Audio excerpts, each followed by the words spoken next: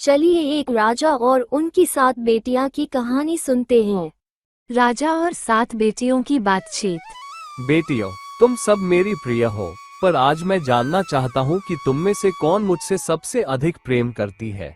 मुझे बताओ, तुम मुझसे कितना प्रेम करती हो? पिताजी, मैं आपसे उतना प्रेम करती हूँ जितना एक राज्य अपने राजा से करता है। जैसे राज्य को राजा के बिना अस्तित्व नहीं होता, वैसे ही मेरे जीवन में आपकी प्रतिष्ठा सबसे महत्वपूर्ण है। तुम्हारे उत्तर से मैं प्रसन्न हूँ, रानी। सौम्या की प्रतिक्रिया।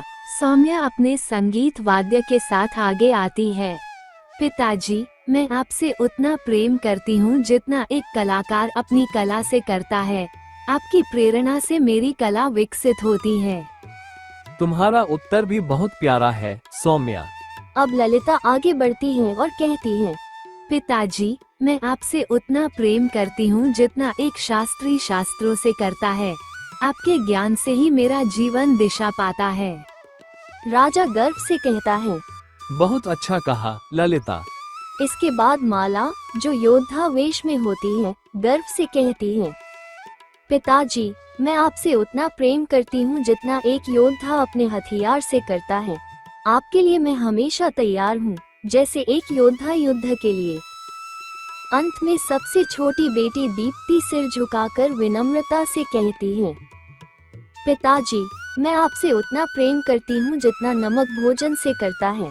नमक के बिना भोजन का कोई स्वाद नहीं होता, वैसे ही आपके बिना मेरे जीवन का कोई अर्थ नहीं है। राजा क्रोधित होकर कहता है, नमक, तुमने अपने प्रेम को एक साधारण चीज से तुलना की। तुम मुझसे प्रेम नहीं करती। दीप्ति, तुम्हें इस राज्य को तुरंत छोड़ना होगा। दीप्ति चुपचाप दरबार से बाहर चली जाती है। कुछ दिनों बाद राजा को हर भोजन बेस्वाद लगने लगता है। चाहे कितना भी अच्छा खाना पकाया जाए, उसमें स्वाद नहीं आता। क्या बात है, भोजन में सब कुछ है पर स्वाद नहीं है। ओह, अब मुझे दीप्ति की बात समझ में आई। बिना नमक के भोजन का कोई अर्थ नहीं होता और उसके बिना मेरे जीवन का भी कोई मोल नहीं है। राजा तुरंत दीप्ति को वापस बुलाता है और उसे गले लगाता है। मुझे माफ कर दो दीप्ति, तुमने सही कहा था। सच्चा प्रेम दिखावे में नहीं, उसकी सादगी और गहराई में होता है।